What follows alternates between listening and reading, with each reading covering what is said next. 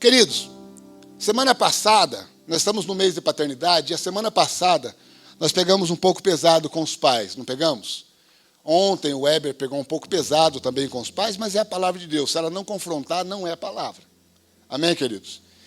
Se a palavra de Deus não confronta, ela não é a palavra de Deus. Porque a palavra de Deus, ela nos confronta todo dia. É por isso que algumas pessoas não suportam ficar na igreja, porque não suportam confronto. E a palavra de Deus, ela nos confronta. Ela mostra o nosso erro, ela mostra o nosso ego, ela mostra quem somos, né? E o caminho que devemos trilhar. É isso que a palavra de Deus faz. Mas hoje, por ser dia dos pais, Deus me deu uma palavra. Eu gostaria de compartilhar com vocês, eu quero ler um texto em Lucas, capítulo 15.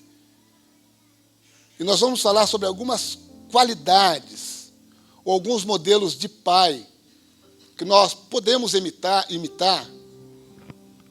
que nós podemos imitar, alguns modelos da Bíblia em que nós podemos imitar, amém, queridos? De alguma direção que nós podemos ter a respeito da palavra de Deus. Livro de Lucas, capítulo 15.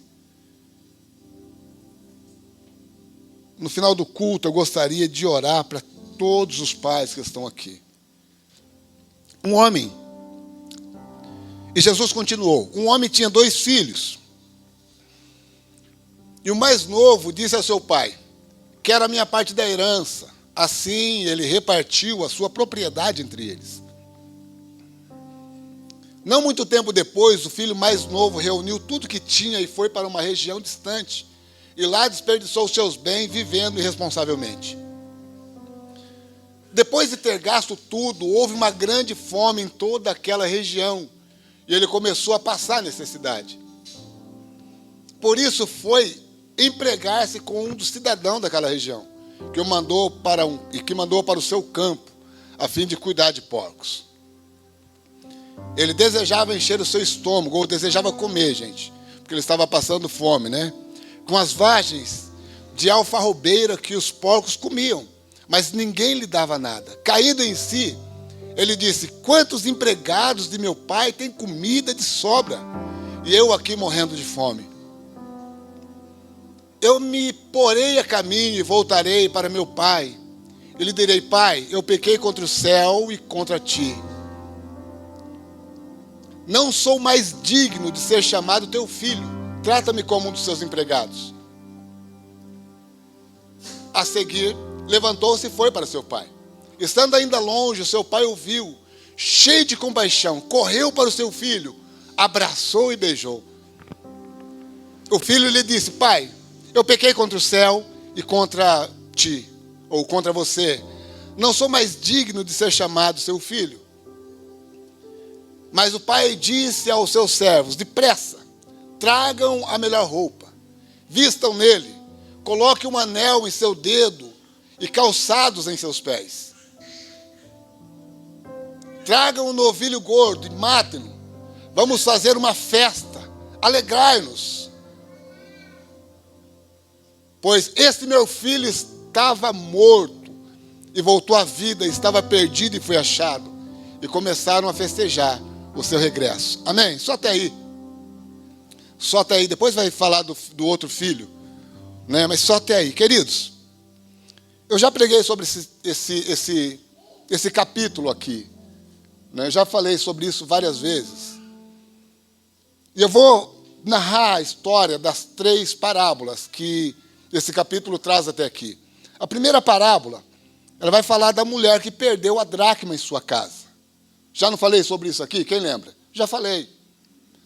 Eu falei que perder a dracma já é um problema. Quem lembra disso? Perder a dracma já é um negócio complicado. Mas o problema da dracma ali não é simplesmente ter perdido, era onde ela estava perdida, que era dentro de casa. A mulher, ela não perdeu a dracma na rua, ela não perdeu no trabalho, ela não perdeu no ônibus. Ela perdeu a dracma dentro de casa. E quantas pessoas estão perdidas dentro de casa? Filhos perdidos dentro de casa.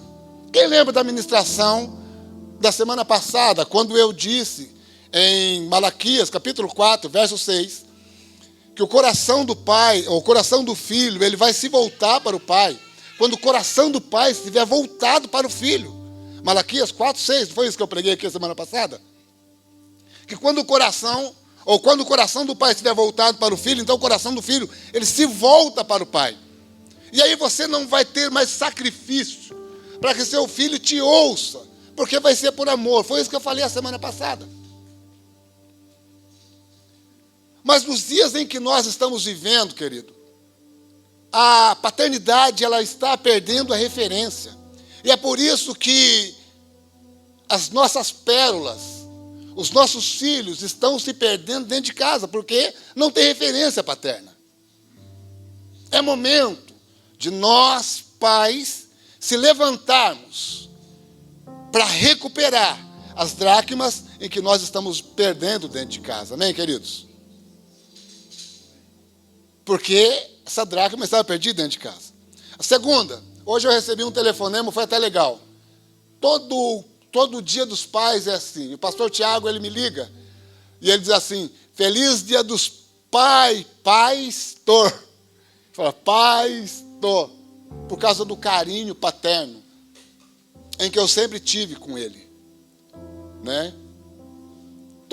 E eu tive que cortar ele, porque eu estava saindo, eu ia almoçar na casa da Laís. Né? A Laís estava preparando o almoço para a gente lá.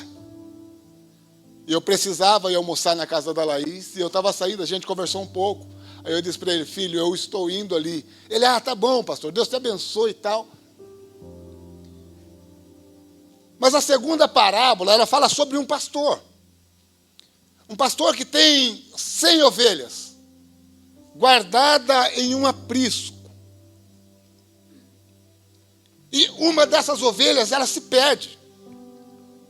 Ela sai do aprisco. Tem aquelas ovelhas que é mais espoleta, né, gente? Tem aquelas uma que você está cuidando com todo carinho, ela é obediente. Você está com um cajado e diz: por aqui, ela vai. Você diz: por ali, ela vai. Mas tem aquelas que você diz que é por aqui, ela já quer te dar uma chifrada. Ela já quer te bater, ela quer te derrubar, ela é espoleta. Né? E talvez essa ovelha, ela era mais ou menos assim.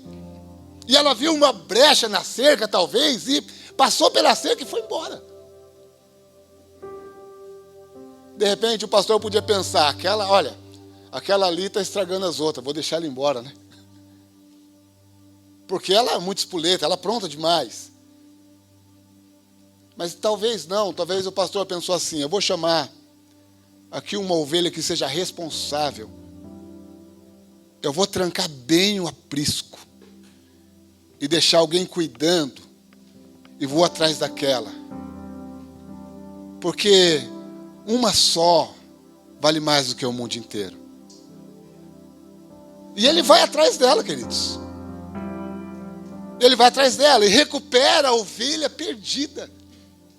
Agora, na terceira parábola, na onde nós lemos, conta a história de uma família. Um pai que tinha 2 filhos. O mais moço, ele morria de amor pelo pai. Não é isso que a Bíblia diz? Porque ele queria que o pai morresse. Imagine o amor que ele tinha pelo pai. Ele preferia o dinheiro, ele preferia os bens do que a vida do pai.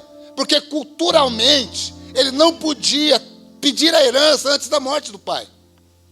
Para dividir a herança, era só depois que o pai morresse. Mas ele chegou no pai e disse: pai, eu quero a minha parte da herança. Primeira qualidade desse pai, queridos. O pai sabia que esse menino ele ia se arrebentar. O pai sabia que esse menino ele ia quebrar a cara. Mas ele liberou a parte da herança do menino. Ele liberou. E tudo leva a crer que esse menino já tinha maturidade suficiente para tomar decisões. Ele não disse assim: pai, eu vou bagunçar, fazer tudo que eu quero dentro da sua casa. Não foi isso que ele disse. Ele disse: pai, o que ele quis dizer é o seguinte: pai, eu vou fazer as minhas bagunças, mas eu vou fazer longe da sua casa, por isso eu quero minha parte da herança. O pai olhando, pensando, disse assim: esse menino vai se arrebentar. ele vai se quebrar em dois. Esse menino está enrolado. Mas eu vou respeitar a decisão dele. Eu vou respeitar. Ué, o pai respeita. A primeira qualidade desse pai, querido, que eu vejo, é um pai que respeita a decisão dos filhos. Porque tem pai que não respeita. Tem pai que não quer nem saber. Observem o que eu disse. Eu disse que o menino disse assim: eu vou fazer o que eu quero, mas longe da sua casa. Porque foi isso que ele disse. Vou me dar minha parte da herança, porque eu vou embora. O pai podia ter dito para ele: cara, eu estou vivo. Enquanto eu estiver vivo, eu não te dou nada. Ou não é? Outra coisa. Esse era o filho mais novo. Culturalmente, falando da cultura de Israel, porque Jesus era judeu. O pai, quando tinha muitas posses, e ele sabia que ele ia morrer, ele chamava o filho mais velho. E ele abençoava o filho mais velho. E quando ele abençoava o filho mais velho, ele estava dizendo para o mais novo: olha, você vai servir o seu irmão mais velho.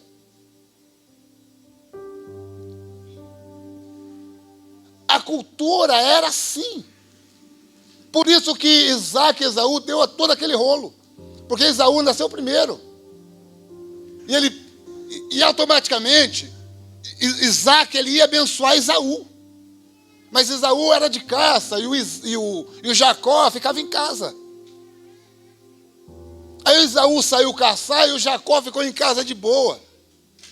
Quando Esaú, estou contando a história um pouco antes, e quando Esaú chega em casa, cansado da caça, com fome, eu acho que não pegou nada, né, gente?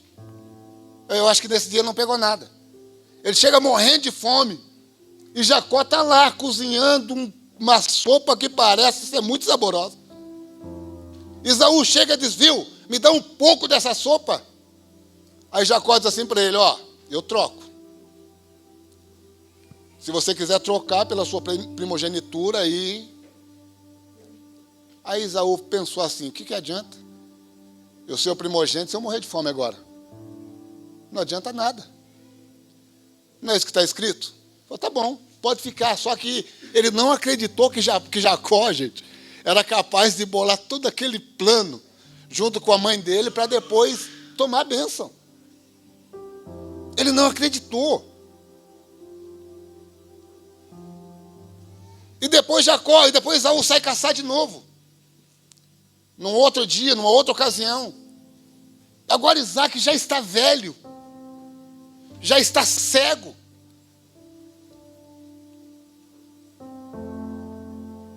E a mãe de Jacó fala assim para ele: ó, seu irmão foi caçar, o seu pai vai morrer, e ele vai abençoar Esaú. Então vamos fazer o seguinte: nós vamos enrolar o seu pai e ele vai abençoar você. Resumindo, foi isso que ela disse. Só que tinha diferença. Eles falavam diferente. Eles eram gêmeos. Tecnicamente, eles eram gêmeos. A diferença é que Esaú nasceu primeiro.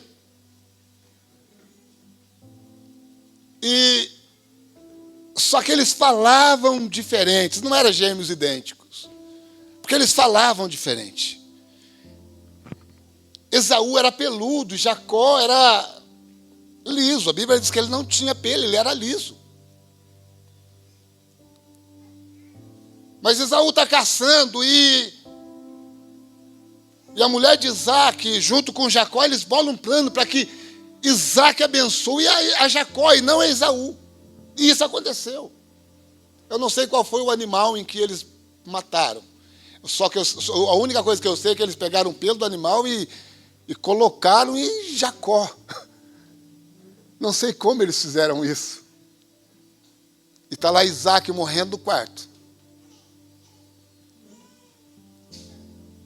E ele pede para Esaú uma sopa. Esaú diz que vai caçar, vai caçar. Não, ele chama Esaú, diz: vai caçar, faça um guisado e traga para mim. Porque eu vou morrer e eu quero te abençoar antes de morrer. Só que Esaú está na caça, queridos. E Jacó vai lá e faz a sopa com a mãe dele. E a mãe dele planta, não sei como, o pelo nele, e ele vai oferecer a sopa para o pai. O pai está lá deitado, cego. E Jacó chega e diz: pai, já cheguei da caça, vim trazer a sopa para o senhor. Como que se ele fosse de caça. Jacó nunca foi caçador. Jacó nunca foi de caça. Mas ele chega e diz: pai, eu já fui caçar. Vim trazer a sopa que o senhor falou. Aí Isaac ouve a voz. Eu disse para vocês que eles falavam diferente, né? Isaac ouve a voz e diz: opa, tem alguma coisa errada aí, né? Chega mais perto, meu filho. Aí Jacó chega então perto de Isaac. Aí ele coloca a mão em Jacó. O que eu disse? Eu disse que Jacó era liso, mas Esaú era peludo. E quando ele coloca a mão, ele encontra o quê? Pelo de algum animal que a Rebeca plantou em Jacó. Ele diz assim: a voz é de Jacó. A voz é de Jacó, mas o corpo é de Esaú. Porque o corpo de Jacó era liso. Aí então ele come a sopa e abençoa Jacó. Só estou dizendo isso para complementar aquilo que eu estou falando lá no livro de Lucas. Só que quando Esaú chega, ele vai buscar a bênção de Isaac.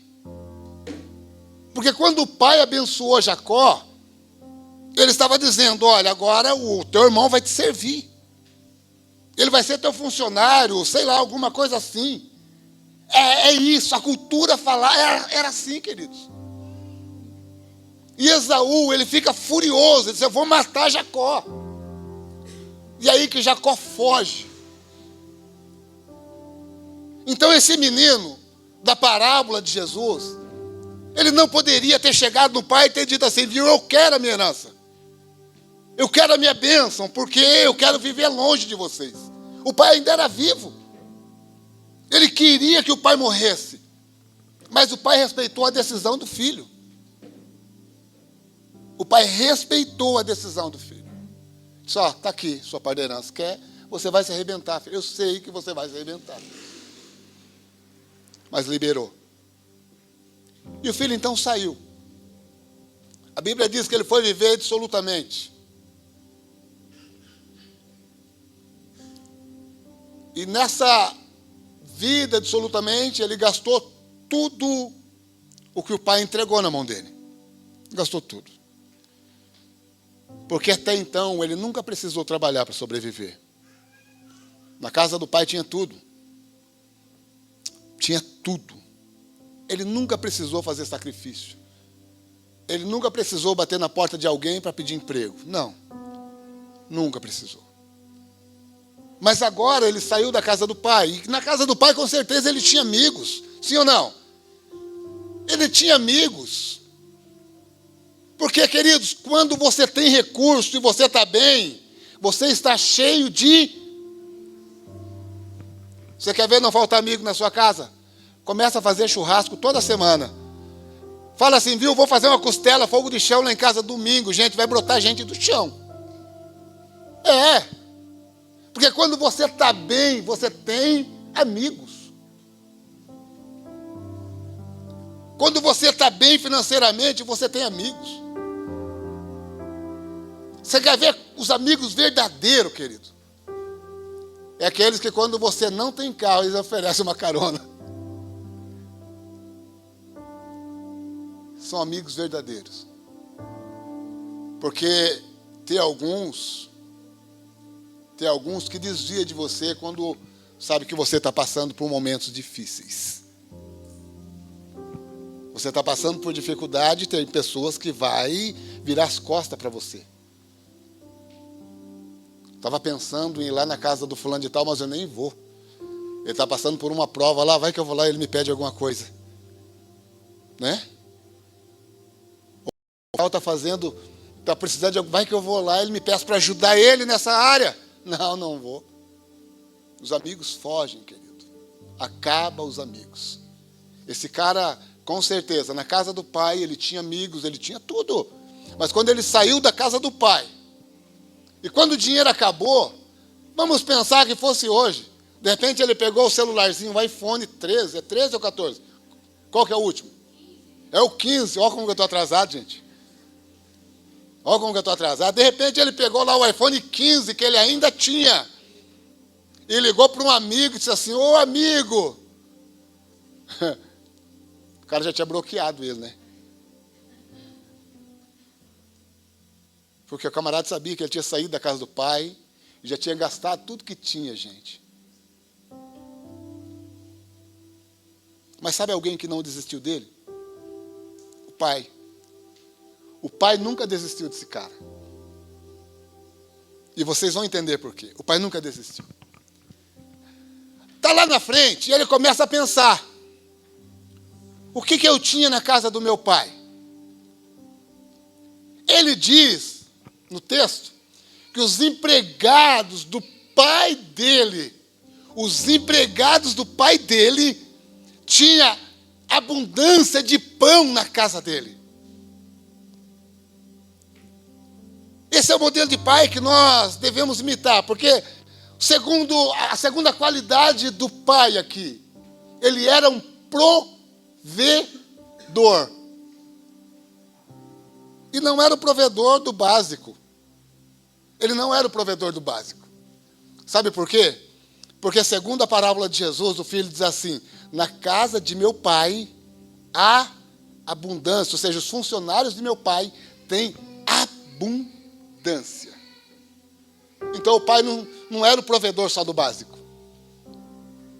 Ele ia muito além do básico. Nós queremos ser pai, mas do básico. Queremos cuidar dos nossos filhos com o básico. Eu sei que algumas pessoas têm uma vida um pouco mais sofrida do que as outras. Algumas têm um pouco mais de oportunidade, outras têm um pouco menos. Mas é o nosso dever paterno, queridos, como pais, ser provedor e com abundância, não só do básico. É ou não é, meu querido? Não só do básico. Esse pai era referência não só para o filho, mas também para os funcionários que ele tinha. Porque o menino não fala só, ele podia falar assim, na casa do meu pai, o meu irmão. Ele podia ter dito isso, na casa do meu pai, o meu irmão tem abundância de pão. Mas não é isso que ele diz, na casa do meu pai, os funcionários. Lá tinha para todo mundo, querido. Tinha para todo mundo. Um dia nós estávamos indo embora, eu e o pastor Isaías, a pastora Eliane e a Simone, né? No carro do pastor Isaías. A pastora Eliane falou assim, esse homem é festeiro, gente, vocês não fazem ideia. Você quer ver ele feliz e a casa dele está cheia de gente. Quem conheceu, sabe que era assim, né, pastora? E quando chegava lá, não tinha miséria não, gente. Nunca teve. E não era só do básico. Né? Não era só do básico. Eu estou tentando ir para o mesmo caminho. Eu não quero cuidar da minha família com o básico. Eu não quero oferecer para minha esposa, para os meus filhos, o básico. Eu quero ir além. Eu quero que os meus filhos um dia, conversando com alguém, eles digam assim, não, na casa do meu pai era diferente. Lá, qualquer pessoa que chegava era bem suprido, era bem servido. Porque lá nunca passamos com o básico. Um dia eu e a Simone fomos convidados para um almoço. Gente, eu era professor de escola bíblica dominical. Aqui. Na época tinha escola bíblica dominical, domingo de manhã, 9 horas da manhã. Eu morava lá em Piraquara. E não tinha ônibus como tem agora, gente. Já tinha ônibus, mas não tinha ônibus como tem agora. E eu vim de ônibus, mas eu voltei a pé. Por causa que o horário do ônibus era, eu voltei a pé. Lá para o Guarituba. E eu, correndo, né? A escola bíblica acabou 11 horas da manhã. E eu vou rapidinho, porque nós vamos almoçar na casa do fulano de tal. E eu com aquela fome. Eu chego em casa, só não tinha o Lucas ainda, só tinha a Laís. Eu chego em casa, Simone, tudo pronto, Simone, tudo pronto. Vamos almoçar na casa da irmã hoje. Todo empolgado, gente. Todo empolgado. Eu, a Simone e a Laís. E a gente pega a Laís do colo assim e sai correndo. Hoje nós vamos almoçar. Era pastor, estava começando a pastorear. Fabiano tinha 14 anos na época, gente. Olha lá. Agora está com quase 40, né? Eu contei sua idade, cara. Contei sua idade. E vamos almoçar na casa da irmã, queridos. Chegamos lá na casa da irmã. Tinha uma panela que parecia uma xícara.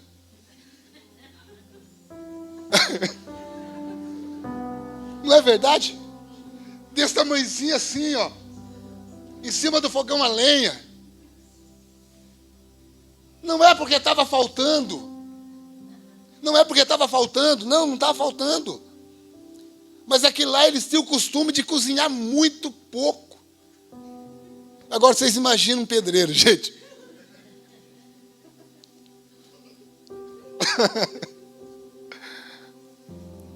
Olhei para Simone e falei assim, vou deixar a Laís comer essa comida aí, vamos embora fazer comida para nós. Sentou na mesa todo mundo, sabe quando você pega com delicadeza, assim, que você sabe que não vai dar para todo mundo? Você sabe que não vai dar. Então a gente, com uma colherzinha assim...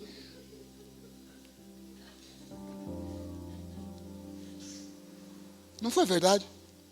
Conversamos bastante tempo, ficamos lá bastante tempo. Aí depois fomos embora fazer almoço. Foi verdade? Fomos embora fazer almoço. Eu glorifico, o pastor Irineu se mata de rir. Eu glorifico a Deus pela vida deles. Mas, gente, sejam abundantes.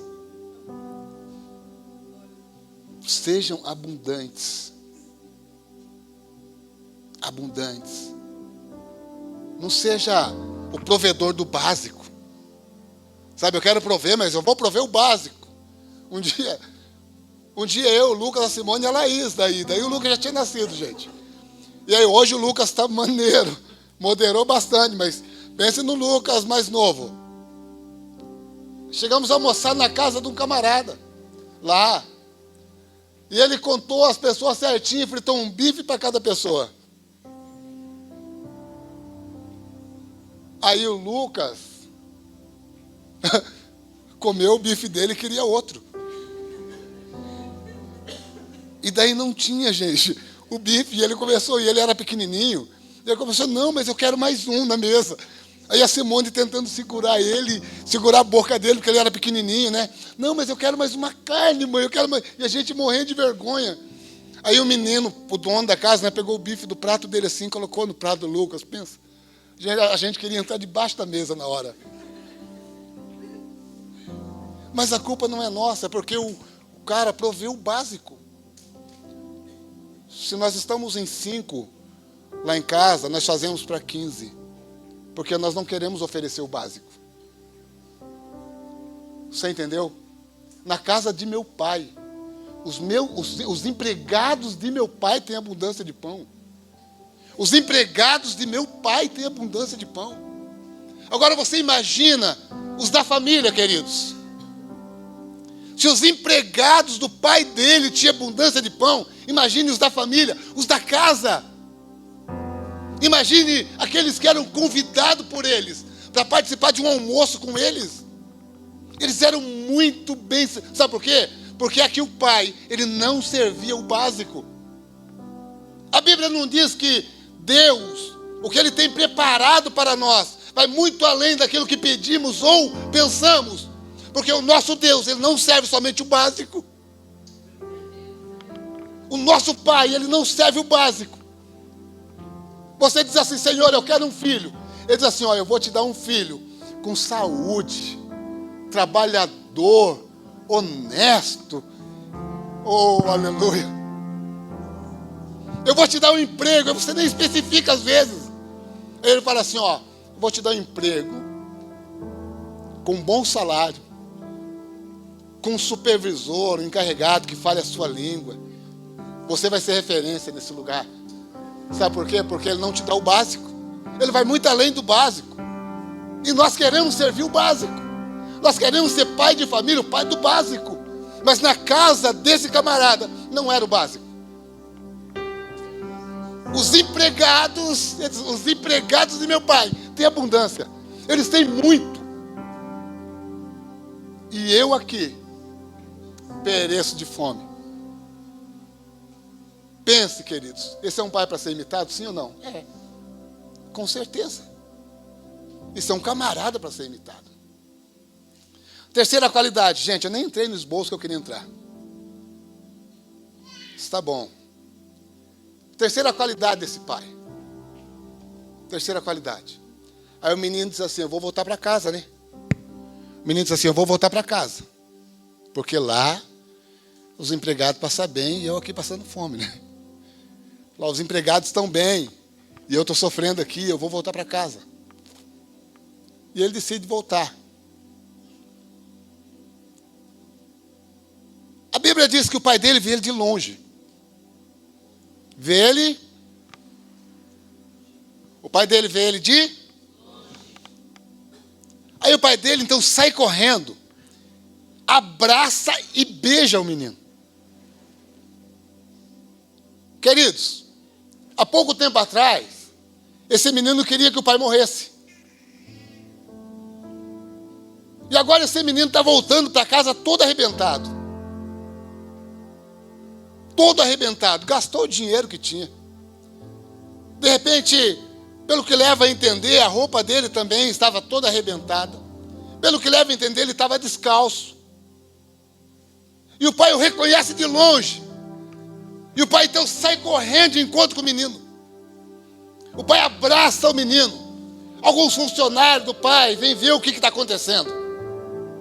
Chega lá, o pai está lá abraçado, talvez chorando, com o menino. E ele fala, ó, roupa nova para ele. Roupa nova, chinelo novo, põe chinelo no pé dele. Um pai, queridos, que não importa o que o filho desejou para ele. O coração dele está sempre disposto a perdoar. Oh, aleluia.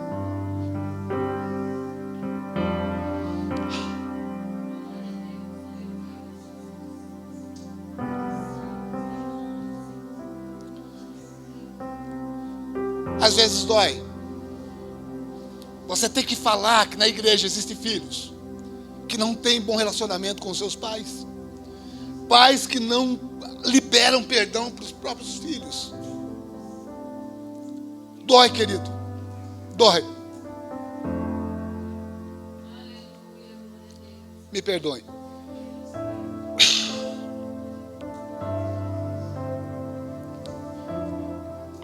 Me perdoem.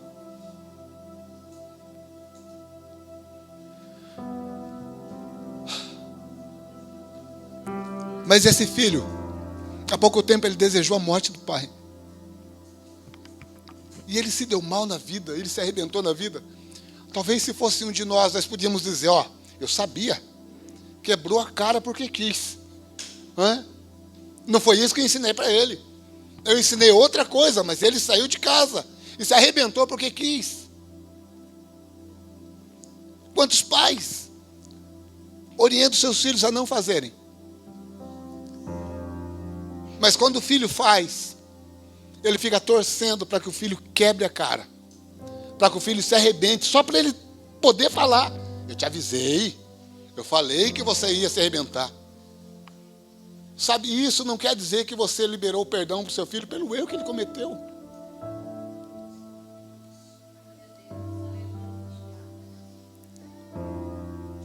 Imagine, queridos, um filho que deseja a morte do pai. Eu quero acreditar que aqui nunca aconteceu. Que nem chegou a algum pai e disse assim, eu quero que você morra. Ou para mim, você a partir de hoje não existe mais. De repente você disse isso para alguém. Para mim, a partir de hoje, você não existe mais. Você morreu para mim. Né? Foi basicamente isso que o filho disse para esse pai. Mas quando o pai vê o filho, o coração dele nem se lembra mais das palavras do filho. Ele nem se lembra mais. O desejo dele é abraçar o filho, porque ele já liberou perdão, queridos. Um pai disposto a perdoar o tempo todo. Eu vou além. Ele não só libera perdão, mas ele quer fazer uma festa com o filho. Quando o filho saiu de casa, talvez ele chamou alguém e disse assim, ó, coloca um bezerro lá, separe um bezerro, separe. Pega o mais bonito, separe lá. Porque eu tenho esperança que um dia esse filho vai voltar. E quando ele voltar, esse bezerro tem que estar gordo, nós vamos fazer um churrasco. E agora o filho volta, querido. Ele chama os mesmos funcionários, se lembra do bezerro? Mata, porque chegou o dia de fazer a festa. Oh, aleluia! O filho que há pouco tempo queria que o pai morresse, mas agora ele quer festejar. E ele dá uma palavra, a palavra que ele dá aqui, querido. Ele diz assim, está vendo esse meu filho? Ele estava morto. Sabe por quê? Porque quando o filho chegou no pai e disse assim, eu quero minha parte da herança. O filho disse assim, pai, eu quero que você morra. E agora quando o filho volta, o pai diz assim, está vendo esse meu filho? Ele estava perdido e foi achado. Estava morto e... Porque quando nós desejamos a morte de alguém, quem está morto somos nós. Quem está morto somos nós. Mas esse menino se encontrou. Amém, queridos?